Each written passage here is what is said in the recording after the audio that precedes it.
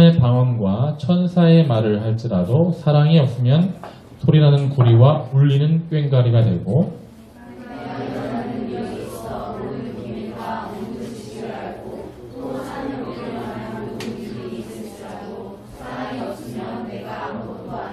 내가 내게 있는 모든 것으로 구제하고 또 내 몸을 불사르게 내줄지라도 사랑이 없으면 내게 아무 유익이 없느니라.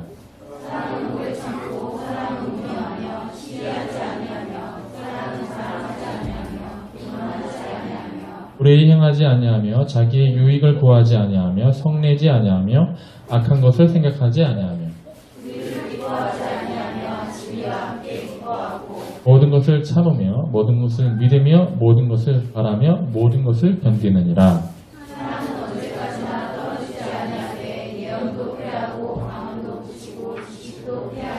우리는 부분적으로 알고 부분적으로 예언하니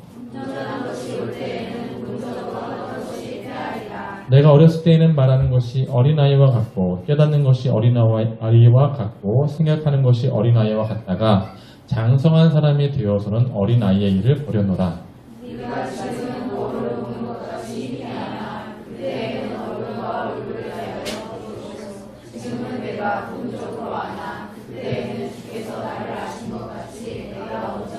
함께 그런즉 믿음, 소망, 사랑 이 세 가지는 항상 있을 것인데 그 중에 제일은 사랑이라. 아멘. 오늘 사랑 첫 번째 시간입니다. 사랑을 크게 두 가지 시간으로 나눠서 다음 주까지 나눌 텐데요. 오늘 그 첫 번째 시간으로 사랑 첫 번째 이렇게 해서 말씀을 나누겠습니다.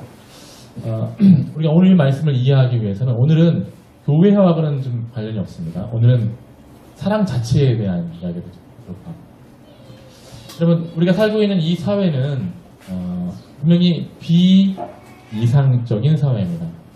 비정상적인 사회죠.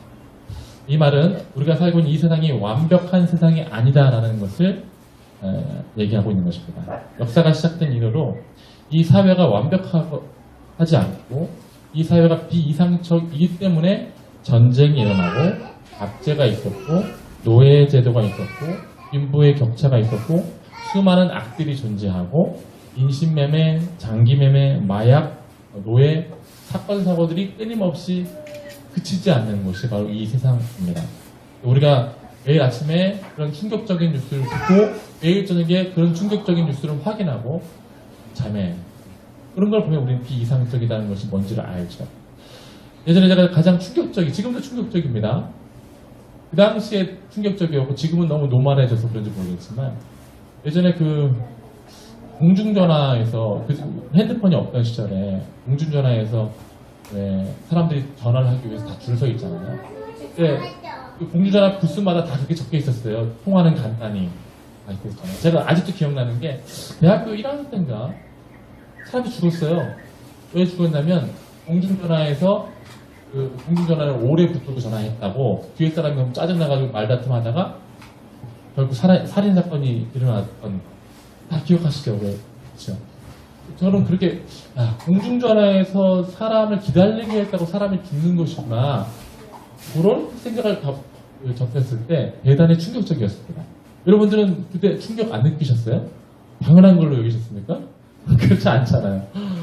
근데 요즘은 그런 것이 너무나 비일비재하고 그러느니 하는 일들이 너무나 많다 보니까 사람이 죽어나가도 되는 것 같은 것이 정상적인 것처럼 느껴지는 것이죠. 근데 이 세상은, 이 사회에는 어디서 살인사건이 났고 어디서 교통사고로 나서 죽었으며 어디서 억울한 일을 누가 당했고 그 억울한 일이 신원되지 않은 채 남아있더라라는 일들이 아침 뉴스고 저녁 뉴스로 마감되어지는 그 비이상적인 그것을 최소화하여서 당하는 것을 정상적인 것으로 여기며 살아가는 거죠. 그러니까 우리는 그 비이상적인 것을 안 당하기 위해서 늘 내 신변을 챙기는 것에 우리가 주의를 집중하죠. 그래서 우리가 늘 물어보잖아요. 명환이한테 안녕하셨냐고, 안녕하세요, 안녕하셨냐고, 평화는 별일 없었냐고 물어보잖아요. 그러니까 이렇게 물어보는 이유가 이 사회 전체가 비이상적인 세상을 전제로 하고 있기 때문에 그렇습니다. 우리가 자동차를 운전할 때도, 회사에서 일을 할 때도, 내 월급을 챙겨갈 때도 우리의 신변의 그 안위를 위해서 우리는 모든 것을 챙기게 됩니다. 이런 세상은 악이 언제 우리를 흠탈지 모르는 세상입니다. 악이 언제. 제가 늘 얘기하지만 지나가다 여기 카페에 이제 예배를 잘 드리고 나가는 길에 죽을 수도 있어요. 어떻게? 자전거가 막 뛰어오다가 모르는 걸 너무 제가 앞서 나가나요? 그러니까 늘 우리는 악을 전제로 조심조심하며 살아갈 수밖에 없습니다. 제가 매일 기도하는 것은 우리 성도들의 삶을 지켜달라고 제가 기도하거든요. 왜냐하면 주님께서 주기도문에 그렇게 기도하잖아요. 다만 악에서 벗어. 제가 우리 아이들, 우리 가족들, 그다음에 우리 성도들을 위해서는 매일매일 그렇게 다만 이 성도들의 삶을 악에서 구해달라고 합니다. 그래서 이 세상이 비정상적인 사회로 있기 때문에 우리에게 다가오는 그 악들을 당하지 않게 위해 기도하는 거죠. 어쨌든 이 세상이 비정상적인 사회로 되어 있기 때문에 언제든지 악은 출현할 수 있고요. 그것을 전제로 우리가 살아가고 있다는 것은 분명합니다. 그래서 그럴까요? 성경에 나와 있거나 우리가 도덕 시간에 배웠던 좋은 가치들 있잖아요. 그 가치들은 뭐든지 다 이 비이상적인 사회에 반하는 것으로서 존재합니다. 그 비이상적인 사회의 것들과 반대되는 것으로 존재한다는 거예요. 예를 들어서 평화라는 가치를 우리는 배웠어요. 평화라는 것을 우리가 알고 가치를 느끼는 이유는 이 비정상적인 사회에서 우리가 뭘 느끼기 때문에 싸움과 분열과 다툼이 존재하기 때문에 비로소 평화를 원하죠. 맞죠?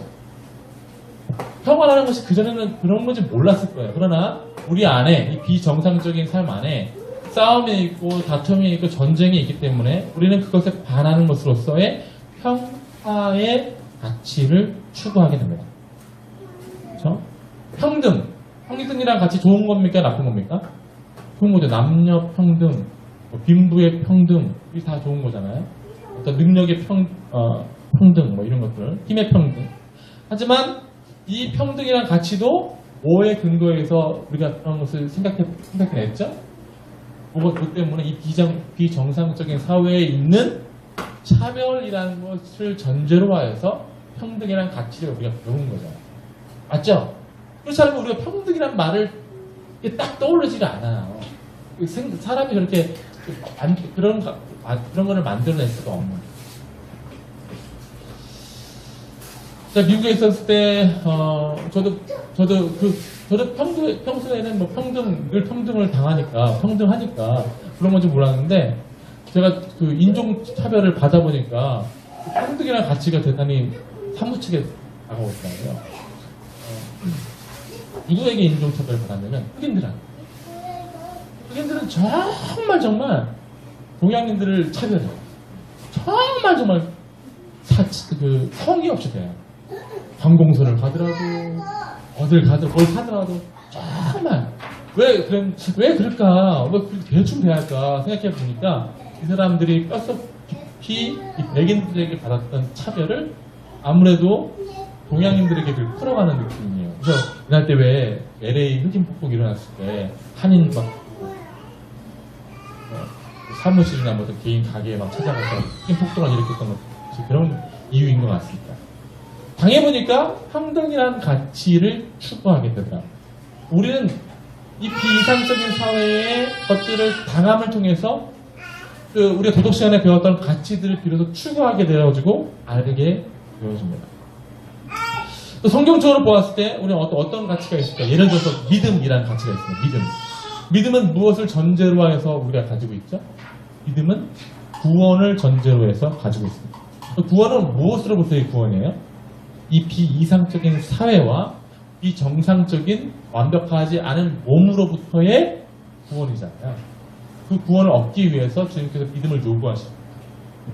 그러니까 지금 우리가 얘기하고 있는 여러분들이 어떤 단어로 가치적인 어떤 단어를 떠올리더라도 가치는 무엇을 전제로 하여 존재한다고요? 다 이상적인 사회에 있는 것들을 부딪힘을 통해서 비로소 그것들을 추구하며 그 단어들을 생각하게 되었다는 거죠. 예를 들어 또 하나, 소망. 소망이라는 단어는 뭘 소망하는 거예요? 소망이라는 단어가 어디서 성경에 나오잖아요. 우리는 뭘 소망하죠?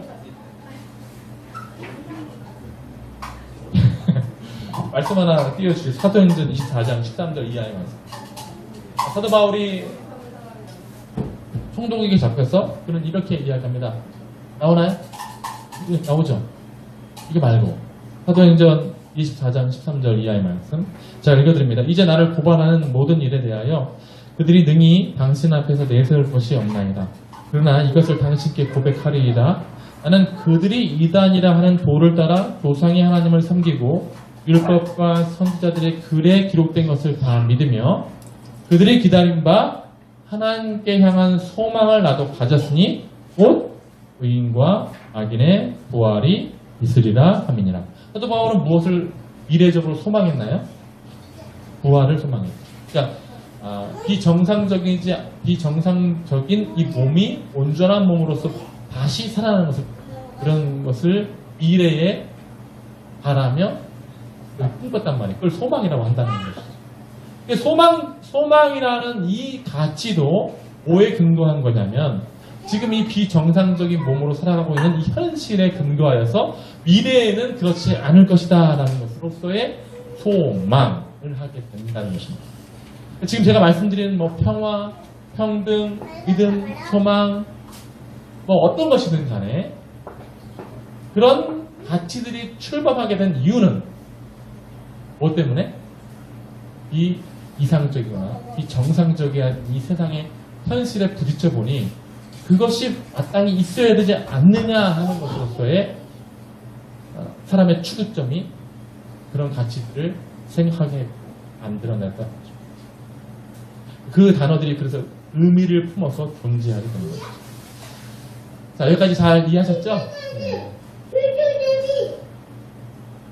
그러나 성경에서 말하는 가치 중에 이 세상에 있는 가치 중에 이 비이상적인 사회를 전제로 하지 않고 말하는 가치가 있다는 것이죠. 그러니까 이 세상을 전제로 하지 않고 그저 그렇게 존재하는 가치가 있는 거예요. 이게 뭐냐? 저랑 따라서 합니다. 사랑이다. 사랑은 이 세상을 전제로 하여서 존재하지 않습니다. 사랑이 이 세상에 전제로 하여서 존재하는 것이 아니라 사랑은 무엇을 전제로 해서 존재하냐면 존재를 전제로 해서 존재합니다. 사랑이라는 것을 누구랑 하는 거예요? 상대방이라는 거죠. 뭐 사람이든 동물이든 어떤 대상을 전제로 해서 그 대상이라는 존재를 전제로 해서 사랑이라는 것이 있는 거거든요. 다른 것은 그렇지 않아요. 다른 것은 이 땅에 있는 것들을 부딪힘을 통해서 있지만 사랑은 존재를 통해서 그것을 그 관계를 맺는 것을 사랑이라고 하잖아요. 존재를 전제로 하는 이 사랑은 누구에게서부터 출발했냐?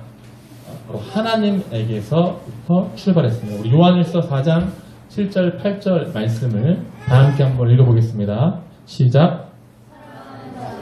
우리가 서로 사랑하자. 사랑은 하나님께 속한 것이니 사랑하는 자마다 하나님으로부터 나서 사랑하지 아니하는 자는 하나님을 알지 못하나니 이는 하나님은 사랑이시다. 여러분, 왜 하나님이 사랑이시다라고 하나님을 사랑으로 정의해버렸을까요? 아까 제가 사랑의 전제는 존재라고 했잖아요. 하나님은 어떻게 존재하고 계십니까? 삶 위에 각각의 위격을 가지고 존재하시잖아요. 하나님이시라는 분이 관계를 전제로 존재하시는 분이시라고요. 그래서 삶 위에 그 성부, 성자, 성령 하나님이 어떻게 그분이 하나로 유지되어 있냐면 바로 사랑으로 하나로 유지되어 계시는 것이죠. 그렇기 때문에 그분을 사랑이라 부르는 거예요. 그리고 이 하나님이 사랑이시기 때문에 우리가 비로소 사랑을 알게 되어지고 그 하나님에게서부터 사랑이 출발하여서 이 땅에 비춰져 있는 것입니다. 다른 것은, 다른 평화, 평등, 뭐 제가 말씀드린 그런 가치들은 이 땅에 있는 것들을 반하여 존재하지만 사랑은 하나님께로부터 시작되어서 하나님으로부터 나와서 존재되어진 모든 관계에 수용되어지게 되어 있고, 관계를 유지하기 위해서는 사랑이라는 것을 통해서 유지되어지고, 그래서 사람들과 사람들이 관계를 맺는다는 것입니다. 여기까지 이제 다 이해가 되실 것이에요. 그래서 저를 한번 따라서 합니다. 사랑만큼은 이 세상 것이 아니고 하나님의 것이다. 네. 그래서 이 사랑은 분명히 그런 기능이 있어야 됩니다. 이 비이상적인 사회를 다 뚫어버리는 기능이 있어요.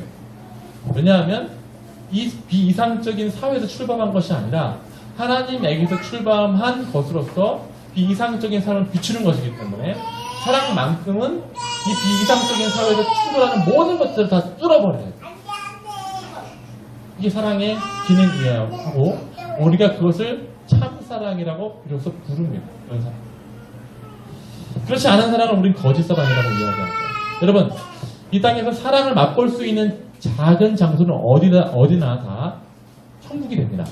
사랑을 맛볼 수 있는 장소. 하나님께서 그렇게 예비해 두셨어요. 사랑이라는 것을 알리기 위해서 그런 장소를 예비해 두셨는데 어떤 장소가 있을까요? 사랑을 배울 수 있는 장소.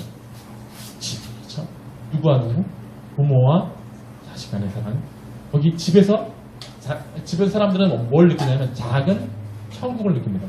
거기서 뭘 느끼지 못하냐면 비이상적인 사회를 느끼지 못해요. 그렇죠? 엄마가 나를 갑자기 때려주거나 아빠가 갑자기 악으로 대하시거나 그런 일은 정상적이지 않은 가정에서나 있는 것이고, 보통의 가정들은 거기서 뭘 느끼냐면 작은 천국을 느껴요. 또 어떤 장에서 우리가 그런 사랑을 또 느끼죠? 남녀가 서로 사랑하는 장. 에로스적인 사랑 안에서 이 사람은 나를 위한 영원한 내 편일 거야 하는 이 만족감 안에서 서로 작은 천국을 느끼는 거죠. 또 우리가 어떤 데서 그런 사랑을 느끼죠? 예? 동료? 그렇죠. 친구와 친구, 동료와 동료 사이의 우정에서 사랑을 느끼죠. 내 친구와 함께, 나와 함께 이 모든 일을 함께 해주고 함께 기쁨을 느껴줄 그런 동반자 의식. 사랑을 느끼죠. 또 하나, 교회에서 오는 사랑을 느끼죠. 그런 장소에서 우리는 사랑을 기대하게 되고, 이 비이상적인 사회에서 부딪히는 일들을 경험하는 것을 원하는 것이 아니라 이것만큼은 내가 참 사랑을 경험하고 싶다라고 부모에게 기대고, 내 이성에게 기대고, 친구에게 기대며 또 교회에 와서 기대게 되는 것이죠. 왜? 거기서 우리는 사랑을 추구하고 있기 때문에. 그런데 우리가 기대하는 사랑은 뭐냐면 아까 제가 얘기한 것처럼 비정상적인 사회를 뚫어버리는 참사랑이야만 하는 거예요. 여러분, 우리가 어떨 때 가장 인생에서 그 사람의 길을 잃어버리게 되냐면 우리가 기대했던 참사랑의 장소인 가정에서 내가 그 사람을 나는 존재로 존재하기 때문에 내가 사랑을 통해서 관계를 할 수밖에 없거든요. 사랑을 내가 기대했는데 어머니나 아버지가 나에게 사랑을 주지 않고 나를 비정상적인 사회에서 돌아가는 그 형태로 나를 대했을 때, 나에게 채찍을 주거나 나를 막대하거나, 그럴 때 우리는 삐뚤린 삶을 살 수밖에 없어요. 내가 거기서 참사랑을 기대했는데 거기 참사랑을 주지 않는 거예요. 힘들죠. 너무 뛰쳐나오고 싶고. 부모도 마찬가지고 자녀도 마찬가지고. 반대로 남녀, 또 다른 예로 남녀 관계도 마찬가지고. 이 사람만큼은 정말로 거짓 없는 사랑으로 나를 사랑해주고 나도 그 사람을 사랑할 줄 알았는데 갑자기 남자가 이상한 마음을 품거나 여자가 이상한 마음을 품거나 했을 때 그 배반감. 그래서 지금 세상에 흘러나오는 수많은 그 노래들, 가요들이 다 그 배반감에서 나오는, 난 너를 믿었었는데 넌 그렇게, 죄송합니다, 가사를 모르겠네요. 그런 것들, 우정도 마찬가지고, 네. 그런 것에서 우리는 참사랑을 기대했는데 그 사랑을 발견하지 못했을 때 우리 인간 전 존재가 다 흔들리게 된다는 거죠. 우리가 작은 천국의 장으로서 그런 것을 기대하는 곳에서 참사랑이 나타나야 되는데 역사의 흘러감을 통해서 봤을 때 이 참사랑을 실현한다는 것이 그렇게 쉽지가 않습니다. 부모가 자녀를 향해서 무한한 사랑, 그러니까 자녀가 기대하는 그 참사랑, 비정상적이지 않은, 비이상적이지 않은 그 참사랑을 늘 줄 줄 알았는데 부모도 힘들게 됩니다. 부모도 이 비정상적인 사회에 살아간다는 것이 늘 힘들고 어렵기 때문에 그 아이들에게, 다 큰 자녀에게 늘 사랑을 줄 수는 없어요. 힘들죠. 남녀도 마찬가지죠. 이 사람만큼은 날 사랑해 줄 거야 라고 늘 기대했지만 남녀 사이가 어디 그런가요? 늘 싸울 수밖에 없고, 지금이야 여러분 우리 교회 커플이 많지만 얼마 전에 결혼한 커플도 있긴 하지만 금방 싸우게 됩니다. 싸우게 되고 나서는 정말 저 사람이 있을 것 같은 싫은 감정이 속부터 나오죠. 친구들도 마찬가지예요. 친구들도 막 같이 노래방 갈 때는 좋다가도 어떤 틀어짐이 있으면 다시 연락 안 하는 게 친구잖아요. 솔직하게. 뒤 안 돌아보고 서로 연락 안 해요, 친구들. 그런 게 바로 이 역사의 흐름에 나와 있는 상태죠. 사람은 늘 사랑을 갈망합니다. 늘 사랑을 갈망하고 늘 사랑을 추구합니다. 왜냐하면 우리가 존재이기 때문에. 그러나 이 역사가 그것을 이뤄내지를 못합니다. 왜냐하면 참사랑이 뭔지를 모르고 그걸 기대만 하는 거죠. 오늘은 그 참사랑이 뭔지가 나오게 되고 참사랑의 정의가 무엇인지 나오고, 그것은 다시 한번 제가 말씀드리지만 비정상적이지 않은 것으로서 이 비정상적이지 않은 모든 것을 뚫어버려야 돼요. 그러니까 그것을 짓밟아야 됩니다. 비정상적이지 않은 것들을 다 짓밟고 나타나야만 그것이 사랑이다, 참사랑이다라고 우리들에게 나타내질 수 있습니다. 자, 다시 한번 말씀을 한번 보겠습니다. 4절부터 참사랑의 정의가 나오는 거고요. 오늘은 그러니까 다음 주에는 교회와 사랑과의 관계를 얘기할 때 1절, 3절 얘기를 좀 더 자세히 할 거고요. 오늘 4절, 사랑의 정의에 대해서 얘기하는 겁니다. 4절부터 보겠습니다.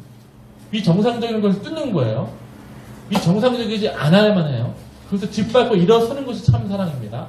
우리 모두가 가정에서 연인에게 또 친구에게 이런 사랑을 기대하고 있고 특히 교회에서 이 사랑을 기대하고 있는 것이죠.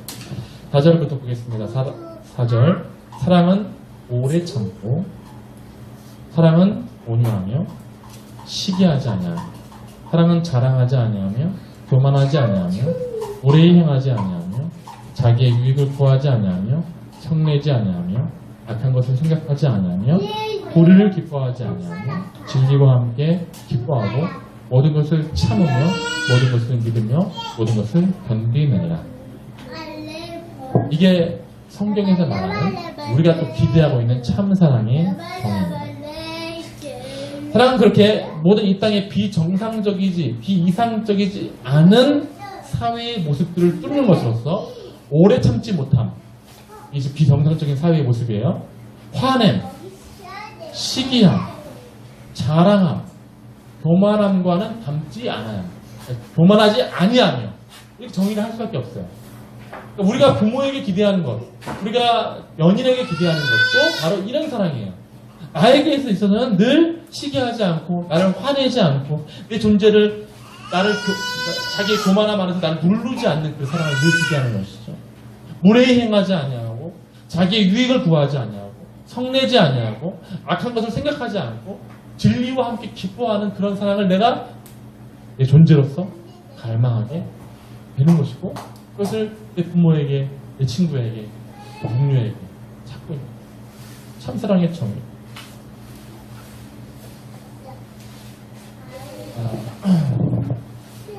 그러나 우리가 제가 아까 말씀드린 것처럼 이 온 세상이 참사랑이 무엇인지 알긴 알지만 정의되어 있는 것을 알긴 알지만 이 역사가 흘러오는 것을 통해서 여러분들 경험했다시피 내가 부모에게 그것을 기대하고 자녀에게 그것을 기대하고 이 연인에게 그것을 기대했지만 지금 그것을 짧게는 맛볼 수 있지만 영원히 그것을 맛보는 일들이 어려운 세상에 살고 있다는 것입니다. 다들 목말라 해요. 온 세상의 사람들이 다 그렇게 사랑이 목말라. 다들 그렇게 그런 사랑을 찾고 있고 그런 사랑을 추구하게 돼요.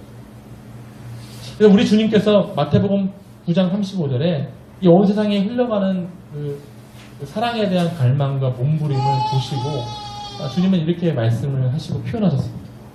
제가 읽어드리면 예수께서 모든 도시와 마을에 두루 다니사 그들의 회당에서 가르치시며 천국 복음을 전파하시며 모든 병과 모든 약한 것을 고치시니라. 저는 항상 이런 말씀을 보면 참 그랬거든요. 우리를 보시고 불쌍히 여기시다. 이는 그들이 목자 없는 양같이 고생하며 기진합니다. 오병이어 기적을 행하셨을 때도 그들이 배고파했을 때 심히 민망히 여기사 그들의 배고픔을 해결하기 위해서 오병이어 기적을 행하셨고, 근데 이 무리를 보시고 불쌍히 여기신다는 이 표현 속에는 그 사람들 속에는 그 존재의 사랑에 대한 갈망을 보시고 참 사랑을 어디서 해결할 수 없는 그 존재에 대한 갈망 안에서 그들을 불쌍히 여기신다는 것이고, 목자 없는 양같이 기진하는 그들의 모습 안에서 주님께서 해야 할 사랑이 무엇인지를 그들에게 나타내기를 원하셨다는 것을 그 말씀을 통해서 확인할 수 있게 되는 것이죠. 그래서 우리 주님은 이 사랑, 그러니까 이 비이상적인 사회에서 사람들이 갈망하고 있는 이 사랑을 친히 나타내시게 된 것입니다. 그것이 우리가 잘 알고 있는 십자가의 모습이 된 것입니다. 십자가의 모습은 아까 우리가 4절에서 많이 얘기 나왔던 정확히 그 가치와 정확히 동일합니다. 제가 다시 한번 읽어드리면 사랑은 오래 참고, 우리 주님은 십자가상에서 아주 오래 참으셨습니다. 사랑은 온유하며, 우리 주님은 자기를 조롱하는 자들 앞에 온유하셨고 마지막까지도 온유하셨습니다. 시기하지 않으며, 우리 주님은 사람들의 조롱 속에서도 자기의 신성을 가지고 얼마든지 그들을 물리치고 자기를 나타낼 수 있으셨지만 시기하지 않으셨어요. 자랑하지 아니하며 교만하지 않으셨습니다. 모든 신성을 다 갖추시고 이제 감추시고 오직 인성으로서 그 십자가를 대하신 것이죠. 그 다음에 무례히 행하지 아니하고 자기의 유익을 구하지 아니하며 성내지 아니하며 악한 것을 생각하지 아니하며. 여러분, 이 이상적인 사회의 그 힘이 얼마나 강했을까요? 십자가에서 끌어내리려고 하는. 너 네가 그렇게 죽는다고 돼? 끌어내리려고 하는 온갖 조롱과 힘들이 얼마나 강했는지 우리도 충분히 상상해 볼 수 있습니다. 그러나 우리 주님은 거기서 내려오시지 않았습니다. 자기의 유익을 위해서 단 한순간도 어떤 생각을 품지 않으셨습니다.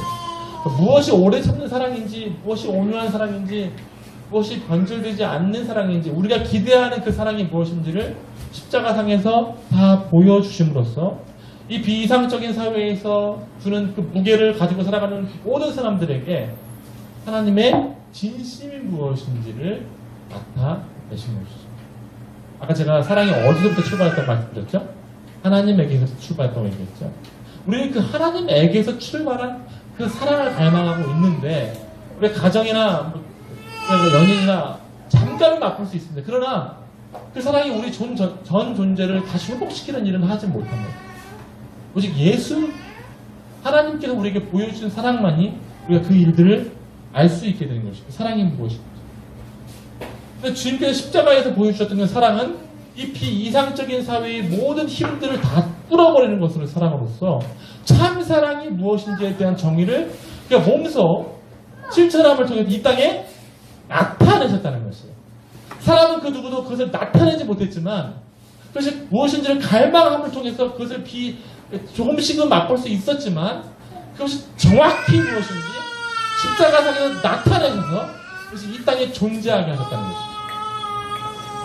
우리는 그것이 하나님의 참사랑으로서 알게 되어지고, 그래서 비로소 우리는 십자가상에서 하나님의 은혜를 알아서 다 우리의 마음이 녹아져 내리는 것이죠.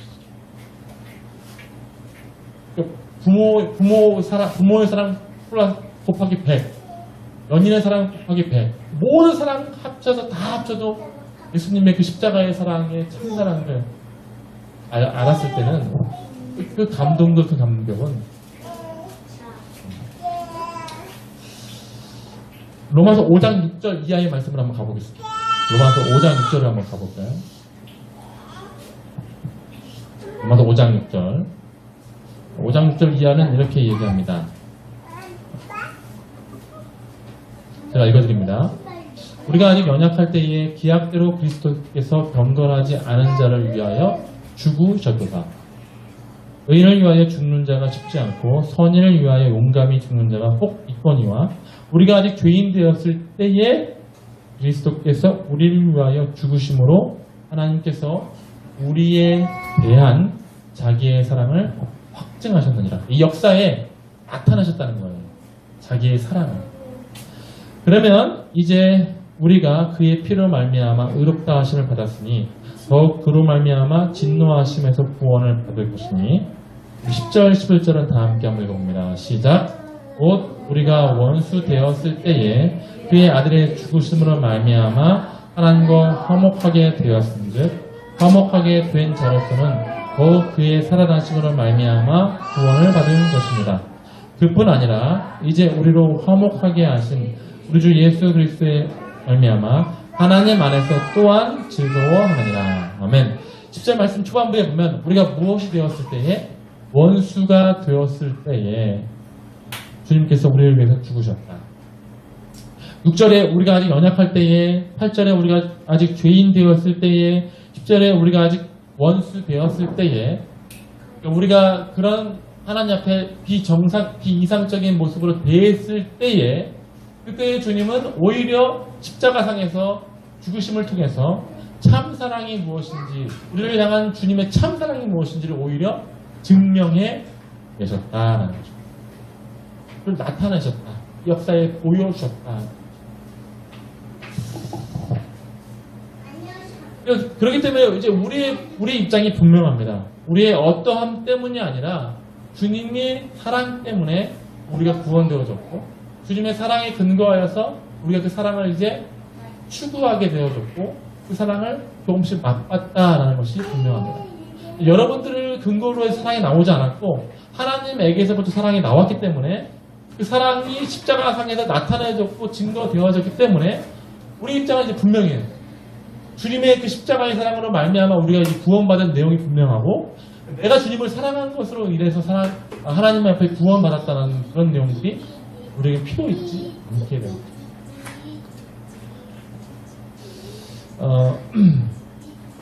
가끔 우리가 신앙생활 하다 보면 있고요.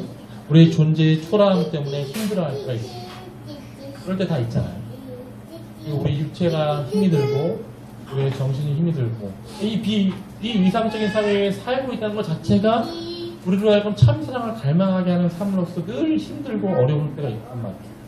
지금 다운되어지고 이제 우리 하나님께서 이렇게 말씀을 하시는 것이죠. 예수님은 십자가상에서 우리를 위해 죽으시면서도 늘 우리에게 이 내용들을 적용하시면서 얘기를 하고 계시는 중에 있다라고 생각되어집니다. 제가 한번 글을 적어봤는데 아마 지금도 우리를 향해서 이렇게 말씀을 하시고 계시는 거라고 생각되어져요. 제가 한번 읽어드릴게요. 나는 너를 한 번도 버린 적이 없단다.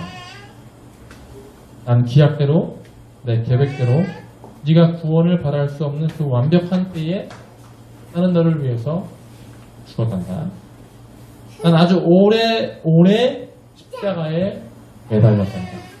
그것이 너무나 힘들었지만 너무나 목말랐지만 난 언제나 널 향한 계획을 한 번도 바꿔본 적이 없고 바꿔야 한다는 생각을 해본 적도 없고 내가 너를 말로만 사랑한다라고 너가 여기지 않았으면 좋겠다. 난 널 위해서 죽었어. 자녀를 여기며 죽었고 심지어 네가 나를 적대시하며 나를 조롱하고 침뱉고 찌르고 나를 심판하여서 너는 죽어도 마땅해 라고 외칠 때도 난 바로 그 순간에 죽었단다. 이게 무슨 얘기인지 아니? 난 한 번도 네가 나를 어떻게 대하든 간에 내가 너를 향한 계획을 한 번도 바꾼 적이 없다는 얘기야. 네가 대적하며 나를 심판하는 그 순간도 나는 너를 향한 사랑을 보지 않았어. 너의 부모가, 너의 자녀가, 너의 친구가 너의 동료가 이 세상에서 알 수 없는 그 사랑을 너에게 보여줬다 해서 그 사랑이라고 할지 모르겠지만 나는 너에게 참 사랑을 보여줬다. 왜냐하면 나는 너를 정말로 사랑하기 때문에. 이게 그분의 입장이 될 것이라고 생각합니다. 사랑하는 성도 여러분, 하나님은 비이상적인 사회에서 우리가 바라는 참 사랑으로 이 모든 비이상적인 사회의 것들을 뚫으셨습니다. 그래서 뚫으신 것만이 참 사랑이고 우리가 그것을 사모하고 있고 기대하고 있다는 것입니다. 그래서 그 십자가의 사랑은 언제나 현재형으로서 지금도 우리를 위해서 매달려 계시고 아파하고 계시고 피를 흘리고 계시고 그 사랑의 고통을 멈추실 생각이 전혀 없으시다는 거예요. 지금도 여러분들이 적용하시기 위해서 하나님의 사랑은 멈추지 않고 계시다는 것. 그것이 바로 참 사랑입니다. 성도 여러분, 우리가 기대하는 이 사랑을 하나님에게 찾으시고 하나님에게서 발견하시고 하나님 안에서 이 참 사랑을 누리시며 십자가의 자녀가 되시기를 주의 이름으로 축원드립니다. 그럴 때 우리는 무한한 사랑 안에서 하나님 안에서 내 존재를 비로소 확인할 수 있게 되고요. 내 살아있음을 비로소 확인할 수 있게 될 수 있습니다. 하나님의 참 사랑 안에서 우리의 삶을 다 귀하게 살아가시는 믿음의 사람도 다 되어지기를 주의 이름으로 축원드리겠습니다. 잠깐 기도하는 시간 갖도록 하겠습니다.